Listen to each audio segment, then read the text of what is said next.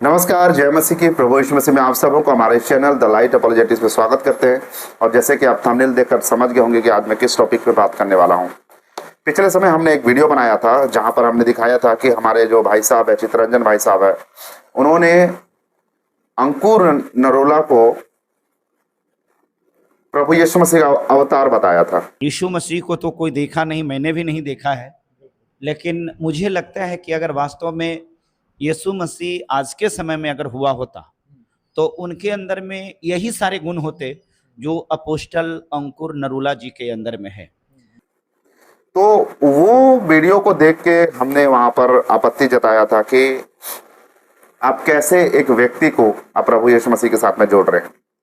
तब उन्होंने जो प्रतिक्रिया दिया था कि मेरा सिर को नीचे कर दिया, और एक सिस्टर है उनका सिर को नीचे कर दिया।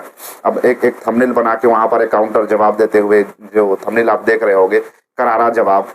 तो मेरा उनका करारा जवाब को जब मैंने देखा तो भाई बिल्कुल बचकाना मुझे लगा। तो अगर आपको करारा जवाब देना ही है तो विनीत कौर सिस्टर ने जो भी बात रखी है, पॉइंट टू पॉइंट उसका जवाब दीजिए, तब जाके पता चलेगा कि आपने करारा जवाब दिया है। और जिस अंकुर नरोला मिनिस्ट्री को आप सपोर्ट करने के लिए इतना ज्यादा बेताब है, इतना ज्यादा उसको सपोर्ट करने के लिए, उसको पक्ष में बात करने के लिए, और यीशु मसीह के साथ में भी आपने उनको जोड़ दिया है, अभी जाकर देखिए कि उनकी मिनिस्ट्री का हालत क्या है। वहां पर लोग कितने गुंडागर्दी कर रहे हैं, कितना, मतलब सुन के भी बहुत ना ऐसे एक खौफ सा लगता है कि वहां पर लोग एक दूसरे को जान भी ले रहे हैं। ऐसा स्टेटमेंट आ रहा है एक व्यक्ति के जरिए से, जिसका फोटो यहाँ पर आप देख सकते होंगे।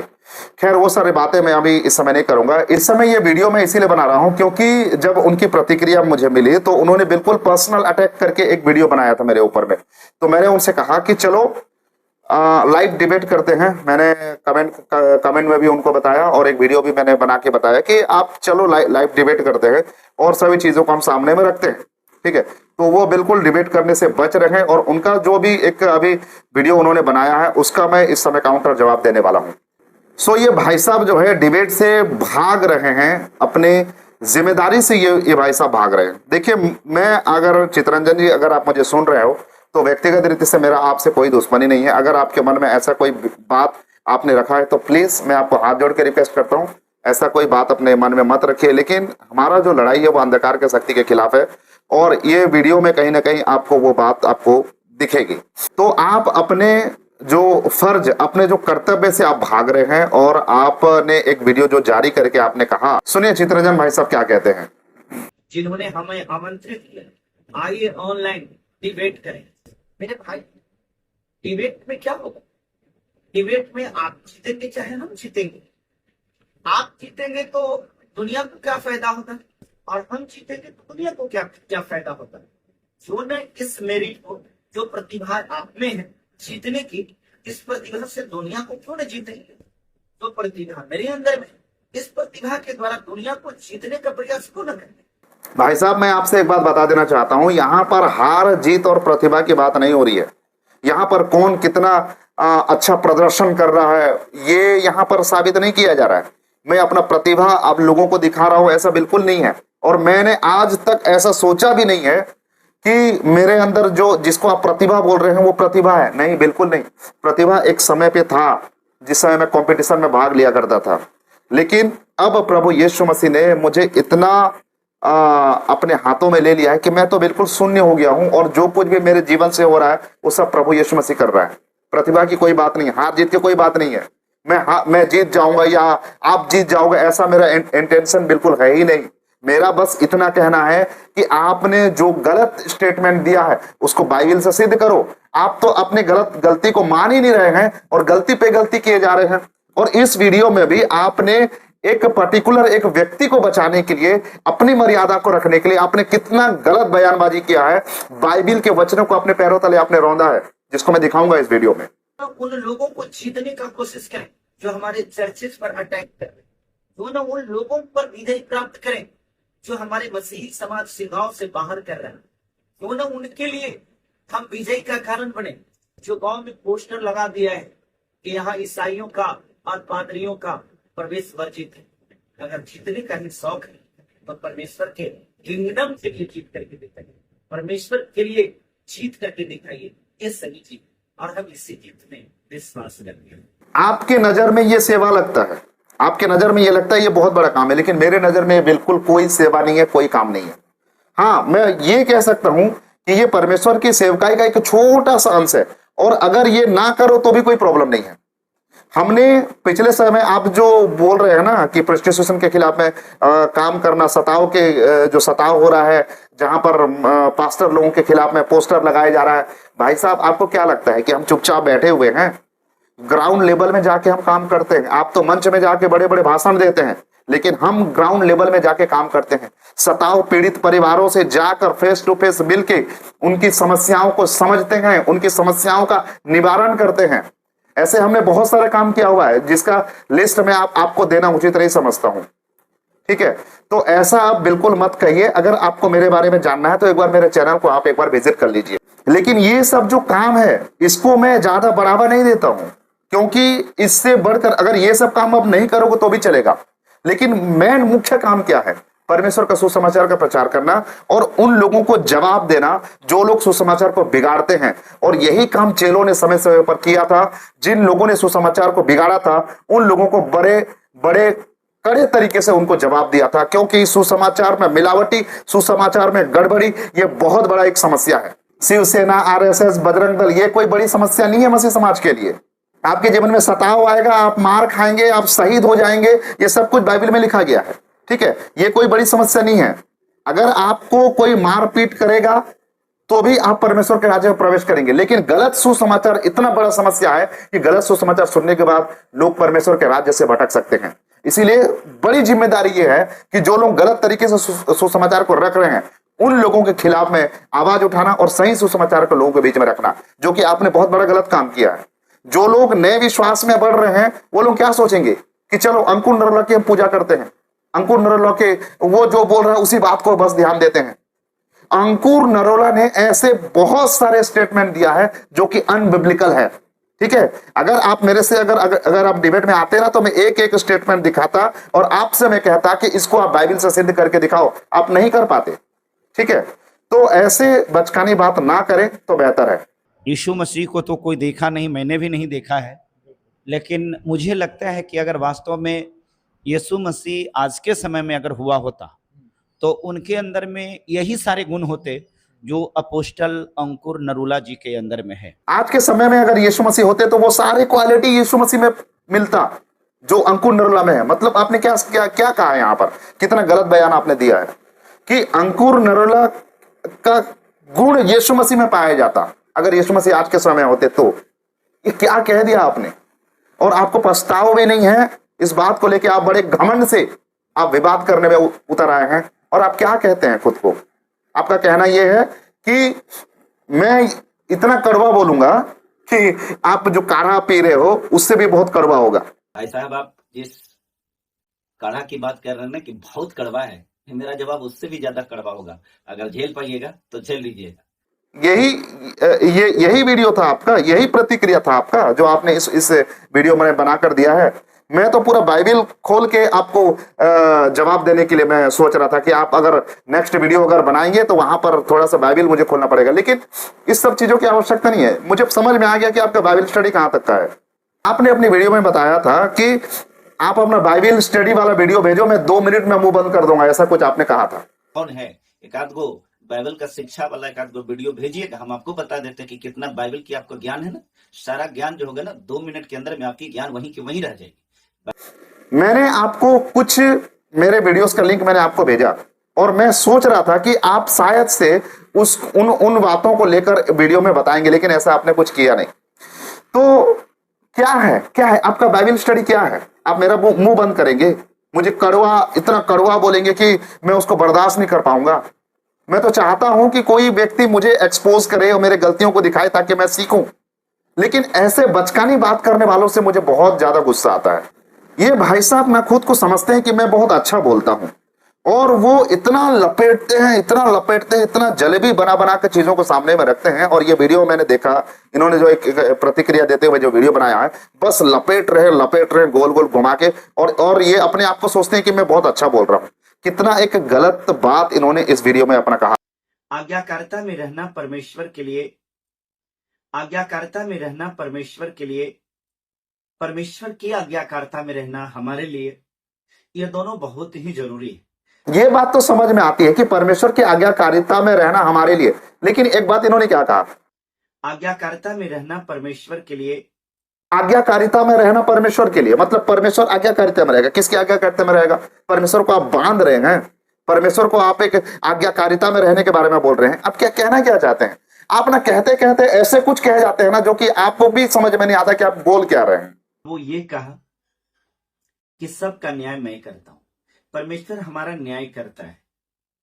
लेकिन अभी के समय में देखा जा रहा है कि यहां न्याय करने वाले परमेश्वर नहीं, बल्कि खुद इस दुनिया के सेवक, खुद हम आपस में ही एक दूसरे के न्याय करने पर बैठ जाते हैं। भाई साहब, आप जो ये बात बोल रहे हैं ना कि न्याय करना परमेश्वर का काम है, ये सवाल को सुन सुन के हमारा दिमाग पक गया है। ये एक परिपक्व विश्वासी का सवाल नहीं होना चाहिए। एक परिपक्व विश्वासी जो खुद को ये समझते हैं कि वो बाइबिल के अध्ययन में आगे बढ़ रहे हैं, उनका तो इस तरीके का स्टेटमेंट बिल्कुल बचकाना लगता है। इसे न्याय करना कहा जाता है? हाँ, बाइबिल में क्या बताया गया है? न्याय करना गलत बात नहीं है। मैं आपको कुछ रेफरेंसेस बता रहा हूं। पहला कुरिन्थियों 6वां अध्याय उसका 3रा वचन आप पढ़ लेना। वहां पर लिखा गया कि हम स्वर्गदूतों का न्याय करेंगे, स्वर्गदूतों का न्याय करेंगे हम। भाई, जहां पे गलत हो रहा है उसको गलत करके बोलना, ये कहां से आपको लगता है कि न्याय करना हमारा काम नहीं है, परमेश्वर न्याय करेगा? कहां से आपको लगता है? पहला तिमोथी 5वां अध्याय उसका 20वां वचन पढ़ लीजिएगा। वहां पर लिखा गया कि पाप करने वालों को सबके सामने चिता दे ताकि और भी लोग पाप करने से डरें। मतलब आप कहना क्या चाहते हैं? आप गुनाह पे गुनाह करते रहो, वचन को गलत तरीके से दिखाते रहो और हम चुपचाप बैठे रहे। वचन बताती है कि जो कोई गलत करता है उसको सबके सामने चिताओ ताकि और भी लोग पाप करने से डरे। यही तो हम कर रहे हैं कि आप लोग गलतियां करोगे, परमेश्वर के वचनों के साथ मिलावटी करोगे, और जब हम आवाज उठाएंगे कि भाई ये गलत हो रहा है, तो इसको आपको कहां से लगता है कि हम वचन में लिखा है कि तुम न्याय मत करो। वचन कहती है न्याय करो, लेकिन किसी का मुंह देख के न्याय मत करो, ठीक ठीक न्याय करो, वचन कहती है।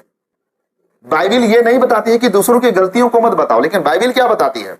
बाइबिल बताती है कि अगर तेरे आंख में लट्ठा है तो अपने भाई के तिनके को क्यों देखता है? इसका मतलब क्या है कि पहले अपने, तुम खुद गलती में जी रहे हो तो दूसरे की गलती क्यों देखते हो? मतलब अपने पहले गलती सुधारो, तब जाके तुम दूसरे को गलती देख सकते हो।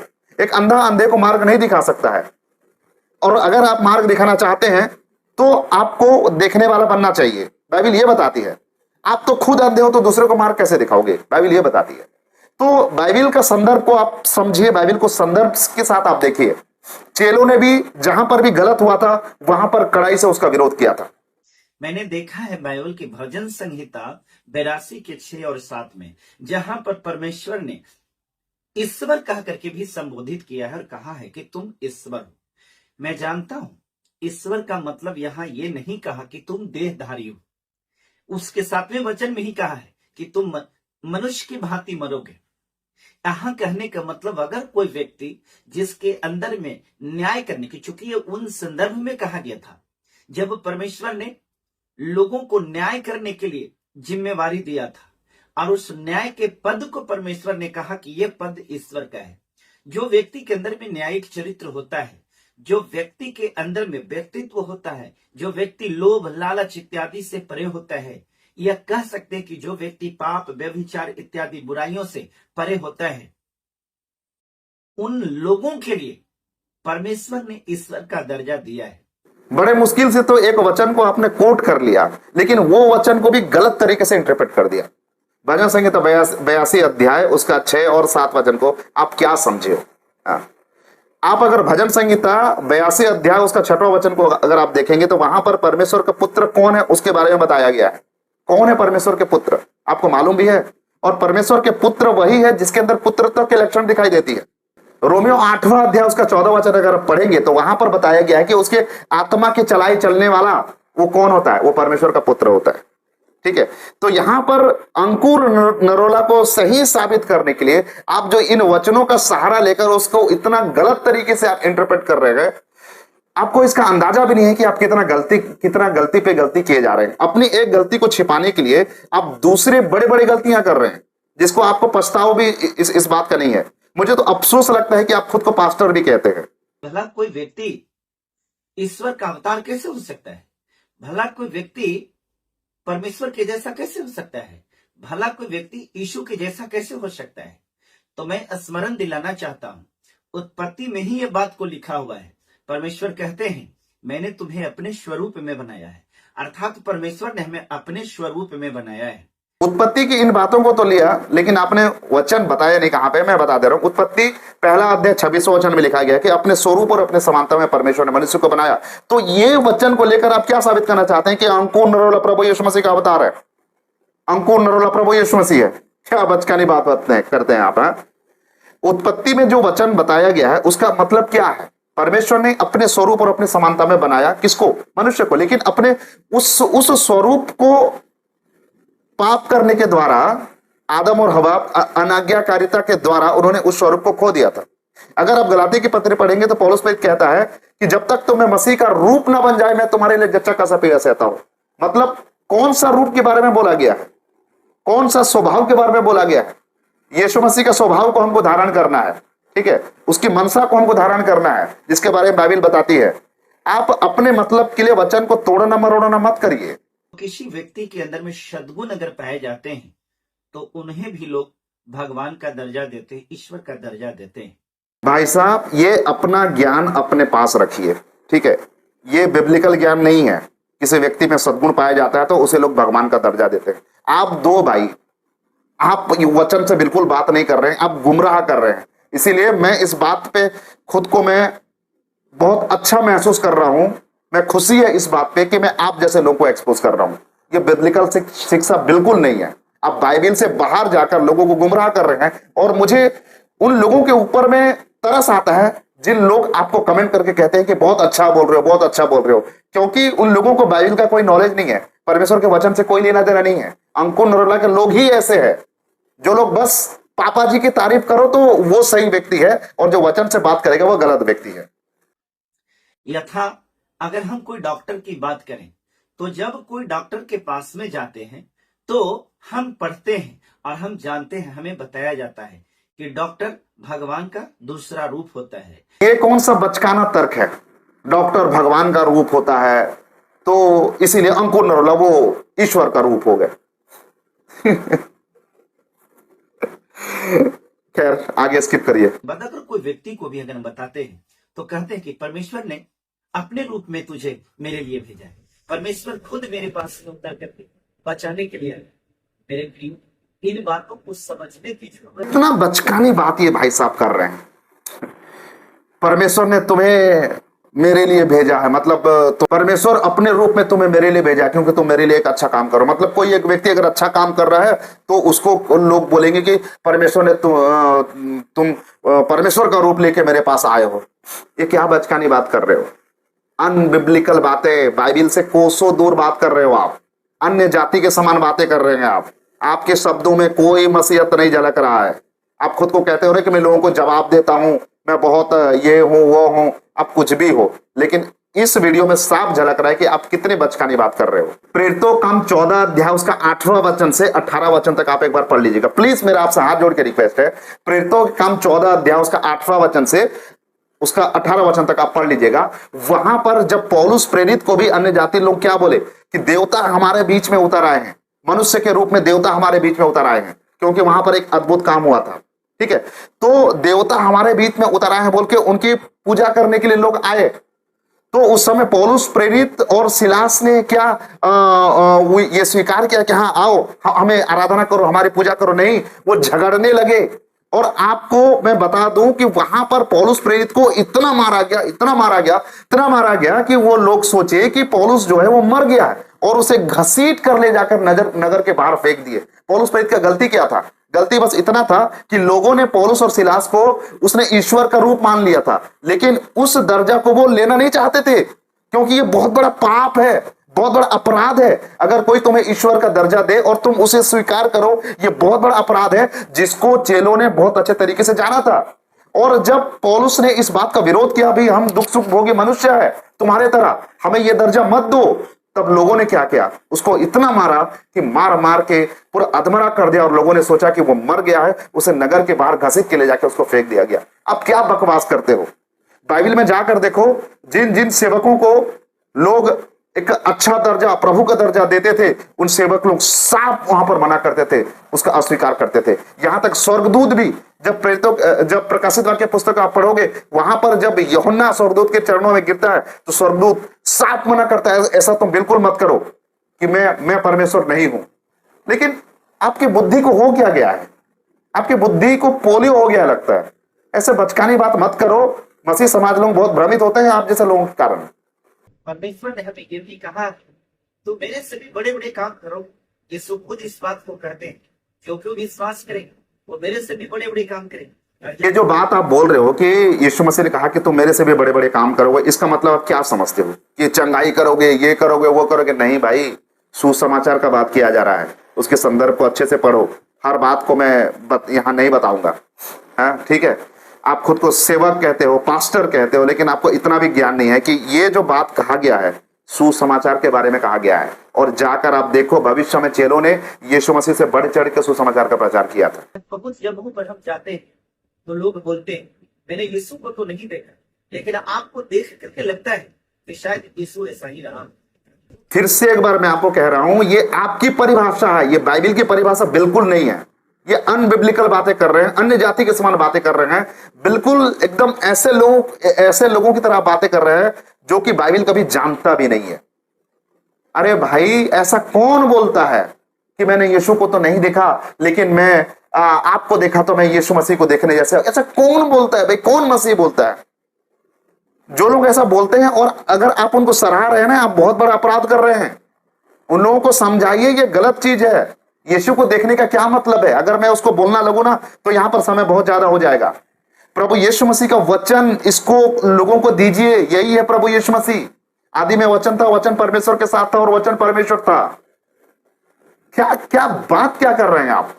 मैं सोच रहा था आपका वीडियो को लेकर मुझे बहुत स्टडी करना पड़ेगा, बहुत अध्ययन करना पड़ेगा, लेकिन आप इतने बचकानी बात कर रहे हो ना कि कोई एक पहला स्टैंडर्ड का कोई अगर बच्चा है ना, वो भी आपको मुंह में जवाब दे देगा। सो मसीह मेरे प्रियो, मैं इनके बारे में क्या कहूं? ये सच में मैं बोल रहा हूं, ऐसे ऐसे लोगों के वजह से आज मसीह समाज के ऊपर में लोग उंगली उठाने का काम कर रहे हैं। इन लोगों को बाइबल के बारे में तो पता सता है नहीं, बस मुंह उठा के उल्टी सीधी बयानबाजी करना शुरू कर देते हैं। चित्रंजन साहब, आपको बस ना, आप स्टेज में रह के बस भाषणबाजी करिए, नेतागिरी करिए।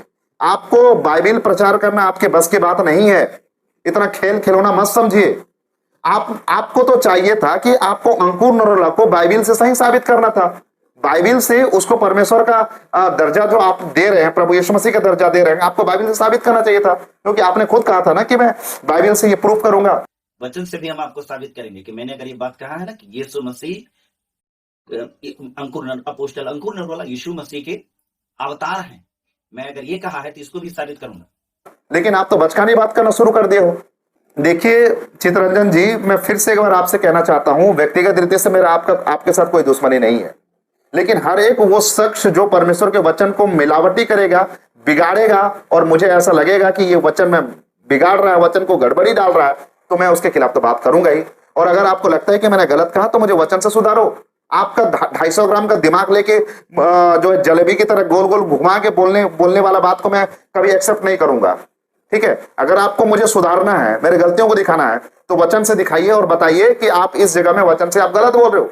मैं सीखूंगा, मैं खुद को सुधारूंगा। मैं कौन सा खेत का मूली हूं जो मैं वचन को मैं पैरों तले में रौंदूंगा, या फिर वचन से आप मुझे समझाओगे और मैं उस बात को अस्वीकार करूंगा? मैं होता कौन हूं? मेरी औकात ही क्या है? लेकिन आपने जो किया है ये बहुत बड़ा गलत काम किया है। वचन के साथ में खिलवाड़ किया है। एक व्यक्ति को यीशु मसीह का दर्जा आप दे बैठ रहे हैं, तो ये सरासर गलत है। मैं अंत तक इस बात का मैं विरोध करूंगा। सो मसीह मेरे प्रियो, ऐसे लोगों को आप अनफॉलो करिए। ये लोग बस अपने आप को बहुत बड़ा नेता समझते हैं और समाज में बस फंसाओ वाली बातें करके ये मसीह समाज में दाग लगाने का काम करते हैं। तो ऐसे लोगों के वचन से आप सो ऐसे लोगों से बच के रहिए और परमेश्वर की सही शिक्षाओं के साथ आप आगे बढ़िए। तो आज के लिए बस इतना ही। अगर फ्यूचर में अगर कोई ऐसा बात आता है तो हम जरूर से इनका काउंटर जवाब भी देंगे। तो आज के लिए बस इतना ही। मिलते हैं अगले और एक नए वीडियो के साथ। तब तक प्रभु आप सबका से प्रदान करें। आप सबको नमस्कार, जय मसीह की praise the Lord, God bless you.